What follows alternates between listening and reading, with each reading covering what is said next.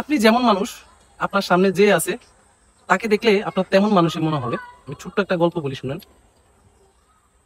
ছোট্ট একটা মেয়ে আর একটা ছেলে একদিন খেলা করতেছিল। তো ছেলেটার হাতে ছিল মার্বেল, অনেকগুলা মার্বেল ছিল, আর মেয়েটার হাতে ছিল অনেকগুলা মিষ্টি। ছেলেটি মেয়েটিকে বলল যে তুমি আমার সবগুলা মার্বেল নাও, আমাকে মিষ্টি গুলা দাও। মেয়েটি মার্বেল গুলা খুব পছন্দ করতো। মেয়েটি এই এক্সচেঞ্জে রাজি হয়ে গেল। সে কি করলো, তার সম্পূর্ণ মিষ্টিগুলা ছেলেটাকে দিয়ে দিল। আর ছেলেটা কি করলো, সবচেয়ে সুন্দর এবং বড় যে মার্বেলটা ছিল সেটা লুকিয়ে রেখে বাকিগুলা মেয়েকে দিয়ে দিল। যাক, তাদের এক্সচেঞ্জ হয়ে গেল, তারা বাসায় চলে গেল। রাতের বেলা যখন ছেলেটা ঘুমাচ্ছে তখন ভাবতেছিল যে আমি যেমন একটা মার্বেল রেখে দিছি, মেয়েটা হয়তো সবচেয়ে বড় মিষ্টিটা রেখে দিছে। এই কথা চিন্তা করে ছেলেটা সারা রাত ঘুমালো না।